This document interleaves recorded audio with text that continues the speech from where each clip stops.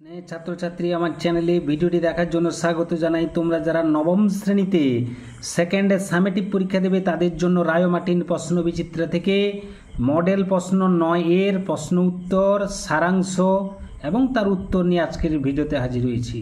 আশা করি ভিডিওটি শুরু থেকে শেষ পর্যন্ত মনোযোগ সহকারে দেখবে, তাতে অনেক উপকৃত হবে। তো চলো এবার শুরু করা যাক। প্রথম প্রশ্ন রয়েছে একের দাগে এ কন্যারে দেখেনি কো, এ কন্যাকে দেখেনি কে। সঠিক উত্তর হবে ক্ষয়ের দাগে পৃথিবীর কোন পথ। পরবর্তী প্রশ্ন একের দাগে স্বামীজি ধীরামাতা বলে সম্বোধন করতেন কাকে। মিসেস বুলকে অর্থাৎ সারাবুলকে। পরবর্তী প্রশ্ন একের দাগে ছোট্ট একটা ফুল দুলছে কিসের বাতাসে। উত্তর হবে সন্ধ্যার বাতাসে। পরবর্তী প্রশ্ন একের দাগে অত্যন্ত গুরুত্বপূর্ণ প্রশ্ন, হিন্দি সাহিত্যের বঙ্কিম কাকে বলা হয়। প্রেমচন্দ্রকে। গয়ের দাগে উত্তরটা ঠিক হবে। পরবর্তী প্রশ্ন একের দাগে রাধারানীদের সম্পত্তির অর্থমূল্য কত ছিল। উত্তর হবে 10 লক্ষ টাকা। পরবর্তী প্রশ্ন রয়েছে একের দাগে পক্ষী বিজ্ঞানীদের সম্মেলনের চেয়ারম্যান কে ছিলেন। অত্যন্ত গুরুত্বপূর্ণ প্রশ্ন এটি। পক্ষী বিজ্ঞানীদের সম্মেলনের চেয়ারম্যান ছিলেন সিনিয়র কোভারুবিয়াস। পরবর্তী প্রশ্ন একের দাগে বৃহস্পতি বৃহস্পতি একটু বিকৃত ধরনের উচ্চারণ করা হচ্ছে, কাজে এটি অর্ধ তৎসম শব্দ হবে, অর্থাৎ ক্ষয়ের দাগে উত্তরটা হবে। একের দাগে মিশ্র শব্দের একটি উদাহরণ হলো। উত্তর হবে রেলগাড়ি। আমরা জানি মিশ্র শব্দের অপর নাম হচ্ছে সংকর শব্দ, ইংরেজি নাম হচ্ছে হাইব্রিড ওয়ার্ড, সেটি হচ্ছে এখানে উত্তরটি হবে রেলগাড়ি। পরবর্তী প্রশ্ন বাংলার সন্ধ্যাকে কবি শান্ত অনুগত বলেছেন কেন। এটাও গুরুত্বপূর্ণ প্রশ্ন, উত্তরটা আমরা জেনে নেব। প্রকৃতির স্নিগ্ধ বিস্তারে বাংলার সন্ধ্যার প্রকাশ ঘটে বলে বাংলার সন্ধ্যাকে কবি জীবনানন্দ দাশ শান্ত অনুগত বলেছেন। পরবর্তী প্রশ্ন দুয়ের দাগে আবহমান কবিতায় কি হারায় না। উত্তর হবে আবহমান কবিতায় পল্লী বাংলার বাগান থেকে কুন্দ ফুলের হাসি হারিয়ে যায় না বা হারায় না। পরবর্তী প্রশ্ন দুয়ের দাগে রাধারানীর আনন্দ হইল।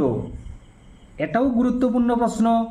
রথের মেলায় পরিচয় হওয়া পথিক যখন রাধারানীর বনফুলের মালাটি বা বনফুলের মালাগুলো কিনতে চায় তখনই রাধারানীর আনন্দ হয়েছিল। পরবর্তী প্রশ্ন দুয়ের দাগে এ প্রশ্নটাও কিন্তু অত্যন্ত গুরুত্বপূর্ণ, তোমাদের পরীক্ষায় আসার সম্ভাবনা প্রবল থেকে প্রবলতর। আলাল ও হুতম কি। আলাল হলো পেরিচাঁদ মিত্রের লেখা আলালের ঘরে দুলাল নামক একটি গ্রন্থ। হুতম কি। হুতম হলো কালীপ্রসন্ন সিংহ রচিত হুতম পেঁচার নকশা নামক একটি গ্রন্থ বা নকশা জাতীয় গ্রন্থ। দুয়ের দাগে মরদ কি বাত হাতি কা দাঁত প্রবাদটি কোন প্রসঙ্গে ব্যবহৃত হয়েছে। উত্তর হবে মিস নোবেল ভারতবর্ষের কাজে বিফল হলে কিংবা কর্মে বিরক্তি এলেও স্বামী বিবেকানন্দ আমরণ নোবেলের পাশে থাকবেন, অর্থাৎ তাঁর পুরুষ মানুষের কথা নড়চড় হবে না।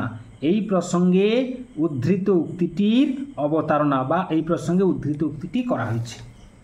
পরবর্তী প্রশ্ন দুয়ের দাগে নিম্নলিখিত বা নিম্ন রেখাঙ্কিত পদটি কী ধরনের বিশেষ্য নির্ণয় করো। যিনি খান চিনি তাঁরে যোগান চিন্তামণি। চিনি একটি বস্তু, কাজে এটি বস্তুবাচক বিশেষ্য। পরবর্তী প্রশ্ন তদ্ভব শব্দ কাকে বলে, উদাহরণ দাও। তৎ শব্দের অর্থ হচ্ছে তাহার, ভব শব্দের অর্থ হচ্ছে উদ্ভব বা জাত।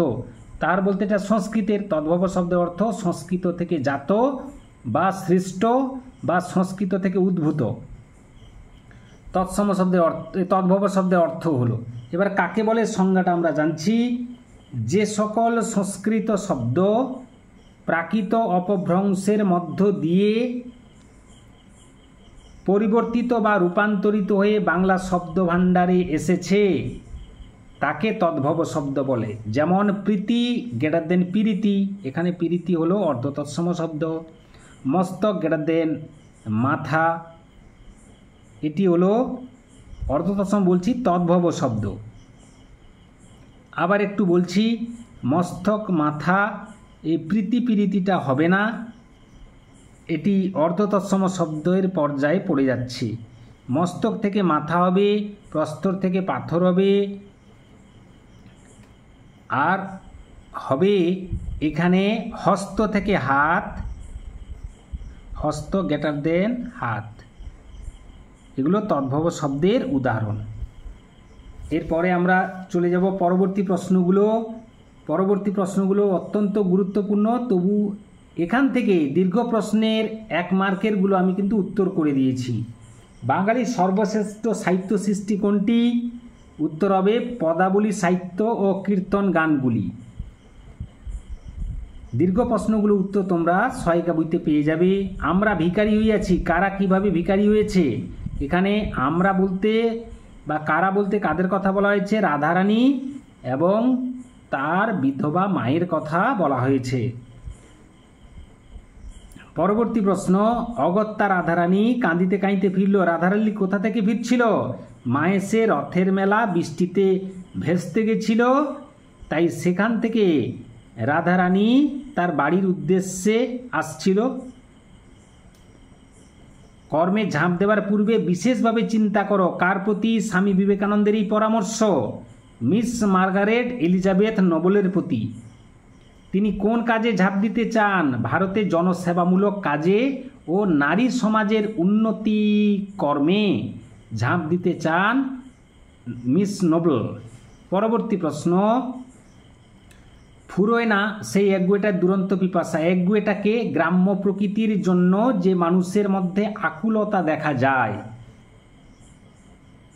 প্রকৃতিও গ্রাম্য জীবনের কাছে ফিরে আসার তীব্র আকর্ষণ। তার কোন পিপাসাকে কেন দুরন্ত বলা হয়েছে? কোন পিপাসা? না প্রকৃতি ও গ্রাম্য জীবনের কাছে ফিরে আসার তীব্র আকর্ষণ, এটাই পিপাসার কথা বলা হয়েছে।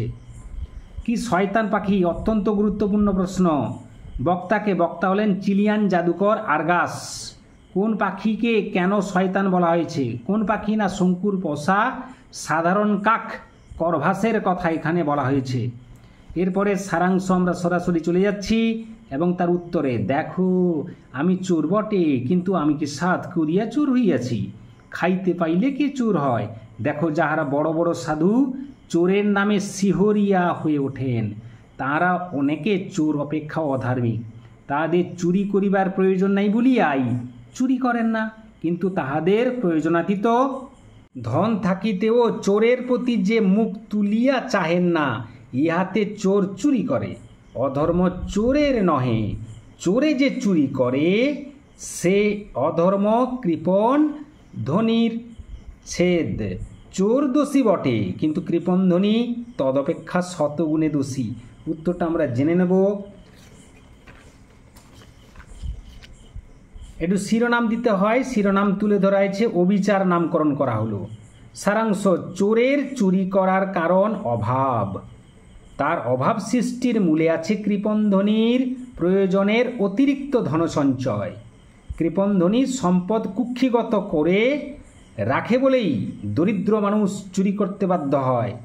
তাই চোরের দোষ যত, তার অপেক্ষা কৃপণ ধনীর দোষ শতগুণে বেশি। এই ছিল আজকের ভিডিও। আশা করি ভিডিওটি ভালো লেগেছে। লাগলে অবশ্যই একটা লাইক করো, শেয়ার করো। চ্যানেলে নতুন হয়ে থাকলে চ্যানেলটি অবশ্যই সাবস্ক্রাইব করে চ্যানেলের পাশে থাকো। ভিডিওটি এতক্ষণ ধরে দেখার জন্য ধন্যবাদ রইল। নেক্সট ভিডিও আবার তোমাদের সঙ্গে দেখা হচ্ছে।